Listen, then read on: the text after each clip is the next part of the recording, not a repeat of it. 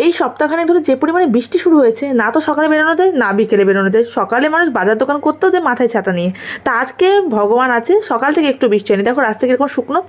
যেহেতু বিকালে একটু বেরোনো আছে তাই ভাবলাম যে আগে আগে একটু হেঁটে আসি, অনেকদিন হাঁটাহাঁটি করা হয় না। তা বিকেলে বেরিয়ে গেলাম আমি আর ভাই চটপট রেডি হয়ে। ভাইকে 4-5 দিন আগে থেকে বুক করে রেখেছিলাম যে আজকে বেরোনোর আছে, ওকে এরকমই বুক করে রেখে আসতে হয় জানো তো, দূরের লোকেদের মতো, মানে ক্যাব বুক করে মানুষ যেভাবে ঠিক সেইভাবে, নাহলে মহাশয় যাবেন না। আজকে যাচ্ছি হচ্ছে এই টেলারের কাছে, মায়ের কয়েকটা জিনিস বানাতে দেওয়া ছিল, কালকে এসে নিয়ে গেছি। কিন্তু কী হয়েছে, একটা জিনিস একটু প্রবলেম হয়েছে, ওটাকে ঠিক করতে আমাকে আবার আসতে হলো। তাই কাকিমা খুব তাড়াতাড়ি কাজ করে, আমার কাজ হয়ে গেছে।